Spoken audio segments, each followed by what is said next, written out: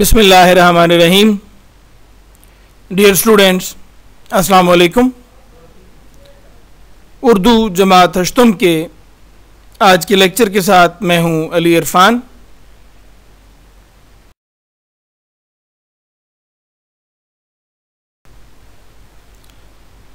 आज के लेक्चर में हम कहानी पढ़ेंगे, कहानी नवीसी यानी कहानी लिखना। मैं बता दूं कि जमात हश्तुम में हम दरख्वास्त और ख़त पढ़ाते हैं और जमात हश्तुम में कहानी और मज़मून जो है वो सिलेबस का हिस्सा होते हैं। तो आज हमारा ये कहानी नवीसी के हवाले से पहला लेक्चर है। मैं इसमें कुछ इम्पॉर्टेंट पॉइंट्स या अहम निकात आपको कहानी लिखने के हवाले से बताना चाहूँगा। सबसे पहली बात जो कहानी के हवाले से आपको मालूम होनी चाहिए वो ये कि जमात हश्तुम के लेवल पे जो कहानी लिखी जाती है, जो कहानी आपने इम्तिहान में लिखनी होती है, वो किसी न किसी अखलाकी सबक की बुनियाद पर होती है। लिहाजा ज़रूरी होता है कि कहानी का ताना बाना इस तरह से बुना जाए, कहानी को इस तरह से तहरीर में लाया जाए, ऐसी तरतीब में लिखा जाए कि आप आखिर में उसका कोई ना कोई अखलाकी सबक, जिसे आप नतीजा कहते हैं, वो आप अखज़ कर सकें।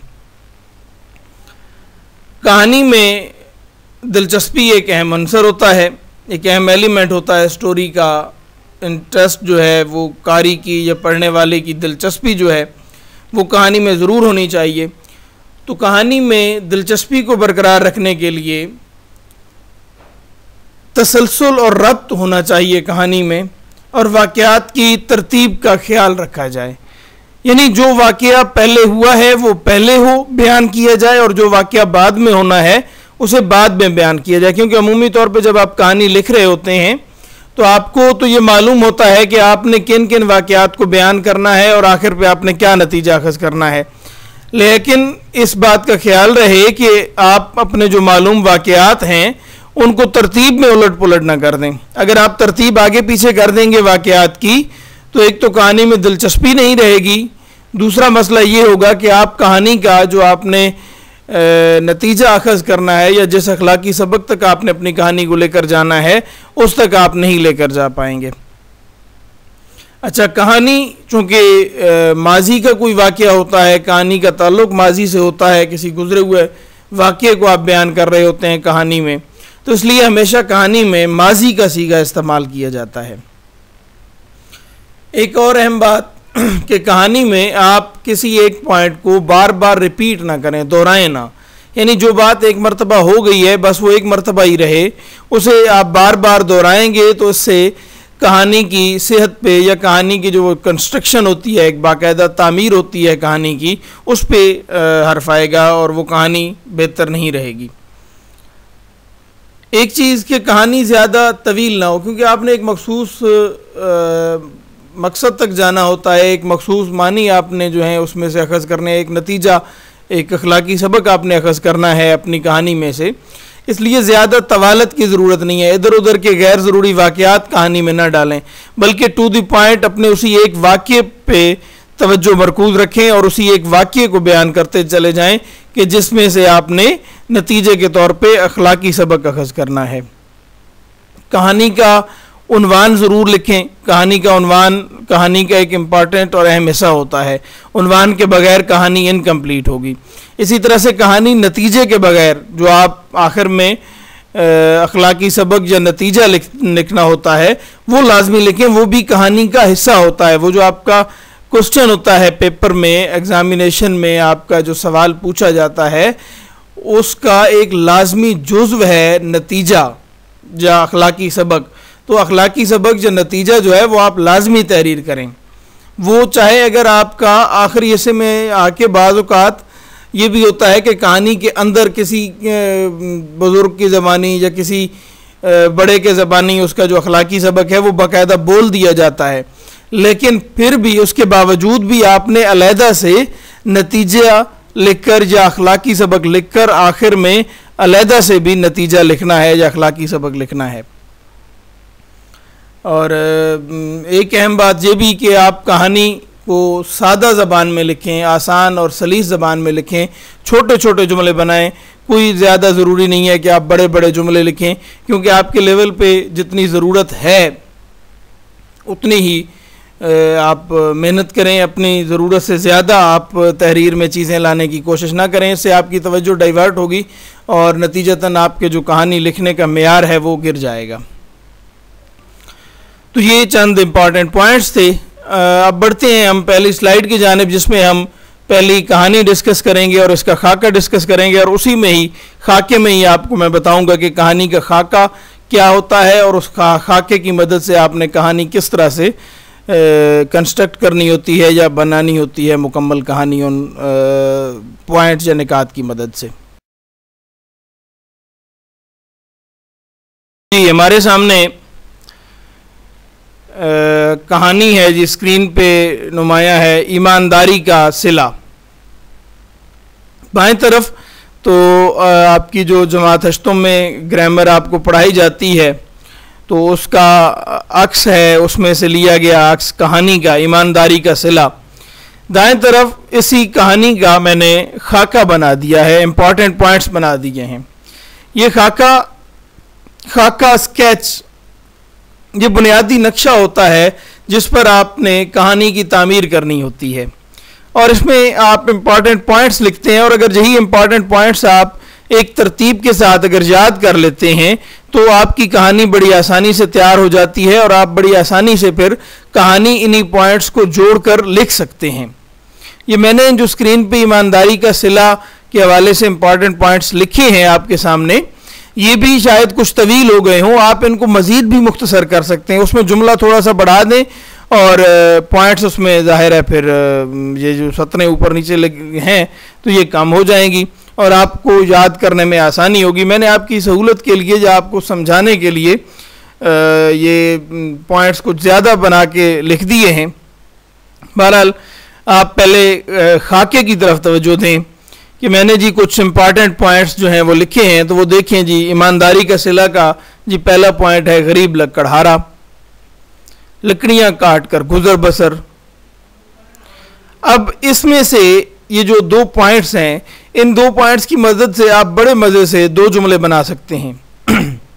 जैसा कहानी शुरू करने का अंदाज़ है, एक दफ़ा का जिक्र है, तो आप जी कहेंगे एक दफ़ा का जिक्र है कि एक इलाके में एक गरीब लकड़हारा रहता था, वो लकड़ियाँ काट कर गुजर बसर करता था। अब अगला पॉइंट है जी कुल्हाड़ा नदी में गिरना, एक परी का नमूदार होना। अब इन दो पॉइंट्स पे आपके जी दो जुमले आ जाएंगे कि जी एक दफ़ा लकड़हारा दरख्त से लकड़ियाँ काट रहा था, नदी किनारे वो दरख्त था, तो उसके हाथ से कुल्हाड़ा छूटा और वो नदी में जा गिरा। इस वजह से लकड़हारा बहुत परेशान हुआ। इसी असना में एक परी नमूदार हुई और उसने लकड़हारे से उसकी परेशानी की वजह पूछी। लकड़हारे ने उसे बताया कि उसका कुल्हाड़ा पानी में गिर गया है। अब अगला पॉइंट जी सोने का कुल्हाड़ा, लकड़हारे का इनकार, फिर चांदी का कुल्हाड़ा, फिर लकड़हारे का इनकार, फिर लोहे का कुल्हाड़ा और फिर लकड़हारे की खुशी। अब ये 6 पॉइंट्स मैंने लिखे हैं, इनको आप आसान अल्फाज में भी या मुख्तसरन भी आप लिख सकते हैं। सोने का कुल्हाड़ा, चांदी का कुल्हाड़ा और फिर लोहे का कुल्हाड़ा, यानी एक ही पॉइंट में आप ये बातें भी लिख सकते हैं। अच्छा, तो परी जी नमूदार हुई और उसने लकड़हारे से परेशानी की वजह पूछी, तो लकड़हारे ने उसे अपनी परेशानी बताई, तो उसने पानी में गोता लगाया और परी सोने का कुल्हाड़ा लेकर नमूदार हुई। लकड़हारे से पूछा कि क्या यही तुम्हारा कुल्हाड़ा है? लकड़हारे ने जब परी के हाथ में सोने का कुल्हाड़ा देखा तो लकड़हारे ने इनकार कर दिया और उसने कहा कि ये मेरा कुल्हाड़ा नहीं है। फिर नदी में दूसरी मर्तबा परी ने गोता लगाया और वो चांदी का कुल्हाड़ा लेकर नमूदार हुई, उसे देखकर भी लकड़हारे ने इनकार कर दिया। अब तीसरी मर्तबा परी ने गोता लगाया, वो पानी में गई और वो लोहे का कुल्हाड़ा लेकर बरामद हुई। नमूदार हुई, सामने आई। अब लोहे का कुल्हाड़ा वही लकड़हारे वाला कुल्हाड़ा था, तो लकड़हारा अपना कुल्हाड़ा देखकर बहुत खुश हुआ और उसने परी का शुक्रिया अदा किया कि तुमने मुझे मेरा कुल्हाड़ा वापस ला कर दिया है। अब परी उस गरीब लकड़हारे की ईमानदारी देखकर बहुत खुश हुई कि उसने सोने का और चांदी का कुल्हाड़ा लेने से इनकार कर दिया और कहा कि ये मेरे कुल्हाड़े नहीं हैं। तो परी ने इस खुशी में सोने और चांदी का कुल्हाड़ा उस लकड़हारे को इनाम के तौर पर दे दिया। वो दोनों कुल्हाड़े इनाम के तौर पर दे दिए। तो अब इसमें से आखिर में आप नतीजा लिखेंगे। अब ये सारी कहानी जो पॉइंट्स की मदद से मैंने आपके सामने बयान कर दी है, तो इससे नतीजा ये निकलता है कि ईमानदारी का सिला ज़रूर मिलता है, या ईमानदारी बेहतरीन हिकमत अमली है। ईमानदारी सबसे बड़ी नेमत है। अंग्रेज़ी में इसके लिए हम लफ्ज़ जो अल्फाज इस्तेमाल करते हैं इस नतीजे के लिए, जो मोरल के लिए, कि जी honesty is the best policy. तो ईमानदारी का सिला अब उस लकड़हारे को मिला और उसे सोने और चांदी का कुल्हाड़ा जो है वो इनाम के तौर पर मिल गए। तो ये बाएं तरफ आपके सामने मैंने उसी सफ़े का जो आपकी 8वीं की कवायद इंशा की किताब है, जिस एप्लीकेशन का मैंने आपको पहले कुछ दिन पहले तारुफ भी कराया था, उसी एप्लीकेशन में ये कवायद इंशा की किताब भी शामिल है। उसी एप्लीकेशन की मदद से ही ये अक्स लिया गया है और आपके सामने ये स्क्रीन पे नुमाया है। तो इन पॉइंट्स की मदद से ये कहानी बनाई गई है, ये कहानी तहरीर की गई है, ये कहानी ज़ाब्ता तहरीर में लाई गई है। तो अब आप ये देखें कि आपके पास अगर पॉइंट्स हैं, अगर आपके पास खाका है, तो आप बड़े मज़े से कहानी बना सकते हैं। अच्छा, इन पॉइंट्स को अगर आपने जहन में बिठाना है तो आप बड़ी आसानी से, आप एक एक करके पॉइंट बेशक याद ना करें, आप इंपॉर्टेंट पॉइंट्स, जब मेन मरकज़ी वाक़या अगर जहन में रख लेते हैं तो बाकी बातें आप यकीनन बड़ी आसानी से खुद भी अपनी तख्लीकी सलाहियतों को इस्तेमाल करते हुए लिख सकते हैं आप कहानी बड़ी आसानी के साथ। मसलन इंपॉर्टेंट पॉइंट्स इसमें आपको जी ये याद रह जाएं कि कुल्हाड़े का नदी में गिरना, परी का आना, सोने और चांदी के कुल्हाड़े पानी में से निकालना, दोनों पे वो उसने इनकार कर दिया। लोहे के कुल्हाड़े पे उसने खुशी का इनकार किया और सोने और चांदी का कुल्हाड़ा बतौर इनाम मिल गया उसे। तो ये 4 पॉइंट्स में आप बड़ी आसानी के साथ ये कहानी 4 पॉइंट्स की मदद से भी लिख सकते हैं। तो ये पहली कहानी हमने जी पढ़ी है और यकीनन ये कहानी आपने तैयार करनी है। अगली स्लाइड की जाने बढ़ते हैं कि उसमें हमें क्या देखने को मिलता है, क्या पढ़ने को मिलता है। जी, हमारे पास अगली कहानी है फाख्ता और च्यूंटी। ये फाख्ता और च्यूंटी का किस्सा है जी, एक कहानी है और इसमें से, इस कहानी में से भी एक अखलाकी सबक निकलना है। आप देखते हैं कि जी क्या अखलाकी सबक इसमें से अखज़ होता है। पहले हम पॉइंट्स देख लेते हैं। दरिया किनारे दरख्त पर फाख्ता का घोंसला, दरख्त की जड़ में च्यूंटी का घर, च्यूंटी फिसल कर दरिया में गिर गई, फाख्ता का पत्ता तोड़कर च्यूंटी को बचाना, शिकारी का आना, फाख्ता का निशाना लेना, च्यूंटी का ज़ोर से शिकारी को काटना, फाख्ता की जान बच जाना। अब ये इससे एक पूरा खाका आपके जहन में तरतीब पा जाता है, एक पूरा नक्शा आपके जहन में खिंच जाता है कि ये कहानी किस तरह से लिखी जाएगी और इस कहानी के जो किरदार हैं वो किस किस तरह से अपना हिस्सा डाल रही हैं इस कहानी में, या कहानी की जो तरतीब है वो किस तरह से बनाई जाए और किस तरह से कहानी को आगे बढ़ाया जाए। ये सारा नक्शा इन्हीं 4-5 पॉइंट्स की मदद से आपके सामने आ जाता है। तो आप कहानी इसमें से जी मैं पॉइंट्स की मदद से पहले, दूसरे, तीसरे पॉइंट्स को मैं आपस में जोड़ता जाऊंगा और कहानी बनती जाएगी। आप लेफ़्ट वाले जो अक्स दिया गया है किताब का उसकी तरफ अभी आप तवज्जो ना दें, बल्कि ये जो राइट कार्नर में आपके सामने पॉइंट्स आ रहे हैं इन पर तवज्जो दें। मैं इन पॉइंट्स को मिला के आपके सामने पूरी कहानी बयान करने लगा हूँ। एक दफ़ा का जिक्र है कि दरिया के किनारे एक दरख्त पर फाख्ता का घोंसला था। उसी दरख्त की जड़ में च्यूंटी का घर था। एक दिन च्यूंटी दरिया पर पानी पीने गई। आप कोई भी कहानी बना रहे हो तो पानी पीने की बात कर दें। एक दफ़ा च्यूंटी दरिया किनारे पानी के लिए गई कि फिसल कर दरिया में गिर गई। फाख्ता ने च्यूंटी को दरिया में बहते हुए देखा या दरिया में डूबते हुए देखा तो फाख्ता ने जल्दी से दरख्त से एक पत्ता तोड़ा और च्यूंटी के आगे रख दिया और च्यूंटी उस पत्ते पर चढ़कर किनारे जा लगी और उसकी जान बच गई। कुछ दिन गुजरे तो एक शिकारी जंगल में आ निकला, या एक शिकारी उस जगह आ निकला। उसने फाख्ता को देखकर उसका निशाना लिया, वो फाख्ता को शिकार करना चाहता था। चींटी ने जब देखा तो उसने तेज़ी से जाकर उस शिकारी को पाँव पर बड़े ज़ोर से काटा, जिसकी वजह से उस शिकारी का निशाना ख़ता हो गया और फाख्ता की जान बच गई। अब ये कहानी मैंने सारी पॉइंट्स की मदद से आपके सामने बयान की है। अब इसमें से आपने इखलाकी सबक जो निकालना है, जिसे आप नतीजा कहेंगे, वो यही है कि जी एहसान का बदला एहसान, जैसा करोगे वैसा भरोगे। अंग्रेज़ी में कहते हैं as you sow so shall you reap, या नेकी का बदला हमेशा नेक होता है। हल जज़ाअल एहसान इल्लल एहसान, क्या भलाई का बदला भलाई के सिवा कुछ और हो सकता है, कुरान ने भी कहा। तो ये आपकी एक कहानी इन्हीं पॉइंट्स की मदद से तरतीब पा जाती है। अब आपकी अपनी राय है, आपका अपनी सहूलत है कि आप जी ये 2-4 पॉइंट्स अखज़ करके अपने जहन में बैठा के और उसमें से कहानी बनाते हैं, या पूरी कहानी जी आप हर्फ बार्फ याद करते हैं। बहरहाल बेहतर तरीक़ाकार कि आप 1-2 पॉइंट या 4 पॉइंट जो हैं इम्पॉर्टेंट, जब मरकज़ी जो निकात हैं जिनके गिर्द वो सारी कहानी का ताना बाना बुना जाता है। मसलन इस कहानी में देखें कि इस कहानी में बुनियादी तौर पे 2 पॉइंट्स हैं। चींटी दरिया में डूब रही थी तो फाख्ता ने उसकी जान बचाई। शिकारी फाख्ता का निशाना ले रहा था तो चींटी ने फाख्ता की जान बचाई। इन 2 पॉइंट्स पे सारी कहानी है और इसी से आपने नतीजा अखज़ कर लेना है कि जी उसने फाख्ता ने भलाई की थी तो बदले में चींटी ने भी उसके साथ भलाई की।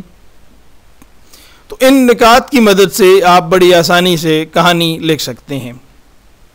अब अगली स्लाइड में सिर्फ पॉइंट्स होंगे और उसके साथ कहानी का अक्स नहीं होगा, क्योंकि वो जो आपका होमवर्क भी वही अगली जो स्लाइड है उस पर आपके लिए मैं वजाहत कर देता हूँ। बहरहाल ये 2 कहानियाँ आपके सामने मैंने पेश कर दी हैं। इन 2 कहानियों को समझना और इन 2 कहानियों को याद करना आपकी ज़िम्मेदारी है।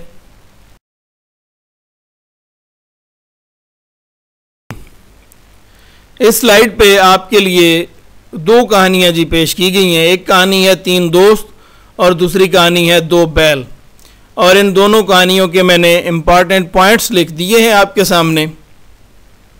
और ये कहानियाँ आपने, मैं सिर्फ कहानी के पॉइंट्स पढ़ देता हूँ और दोनों कहानियों के आखिर पे मैं नतीजे आपको बता देता हूँ कि नतीजा आपने क्या अखज़ करना है, आप किस तरह से कहानी कंस्ट्रक्ट करेंगे, किस तरह से आप कहानी को डेवलप करेंगे, इन पॉइंट्स की मदद से किस तरह से कहानी आप पूरी करेंगे।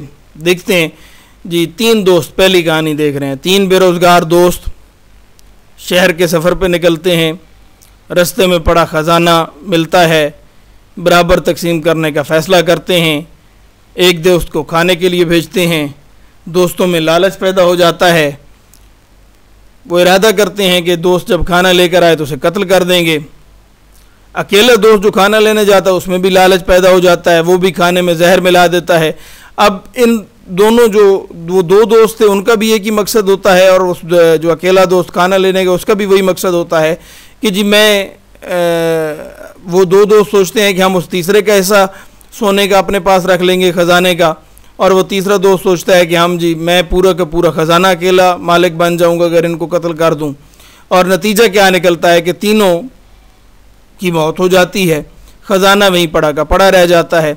तो नतीजा इस कहानी से अखज़ होता है कि लालच बुरी बला है। अच्छा, दूसरी कहानी है जी 2 बैल।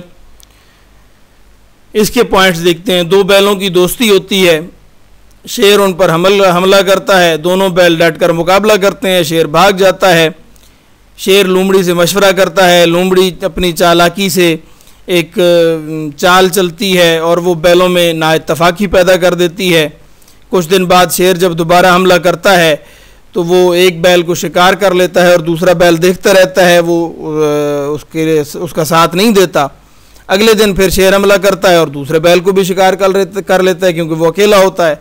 तो इसका नतीजा ये निकलता है कि नाइत्तफाकी का अंजाम जो है वो बुरा होता है। नाइत्तफाकी इंसान को नाइत्तफाकी जो है वो कमज़ोरी का बायस है। तो ये 2 कहानियाँ मैंने आपके सामने अहम जो इसके इम्पॉर्टेंट पॉइंट्स हैं उनकी मदद से बयान भी कर दिए हैं और इनके पॉइंट्स भी लिख दिए हैं। ये खाका है इन दोनों कहानियों का। आपका होमवर्क यही है जो अगली स्लाइड पे मैं तफसील के साथ बता भी दूंगा। बहरहाल आपने ये करना है कि इन्हीं पॉइंट्स को मिलाकर आपने ये 2 कहानियाँ लिखनी हैं। जी, आपकी असल होमवर्क की स्लाइड सामने आ गई है स्क्रीन पर। पहला काम आपका ये है कि जी दिए गए खाकों की मदद से कहानियाँ लिख कर लाएँ। जो बाद में आखिरी स्लाइड में 2 कहानियाँ, 2 बैल और 3 दोस्त जो हैं, 3 दोस्त एक कहानी है, 2 बैल एक कहानी है, आपने इनके खाके दिए गए हैं, इनकी मदद से आपने ये दोनों कहानियाँ लिखनी हैं। और जाहिर है जब आप लिखेंगे तो आपने ये कहानियाँ याद भी करनी है। और दूसरा काम ये है कि जो पहली 2 कहानियाँ जो मश्क के तौर पे मैंने आपके सामने बयान की हैं समझाने के लिए, या एक तरह से रिवाइज भी आप कह सकते हैं, क्योंकि ये कहानियाँ यकीनन आप लोगों ने पहले भी पढ़ी होंगी, तो वो पहली 2 कहानियाँ आपने याद करके लानी हैं और दूसरी 2 कहानियाँ जिनके खाके मैंने बयान किए हैं, ये दोनों कहानियाँ आपने लिख कर लानी हैं। ये आपका आज का होमवर्क है।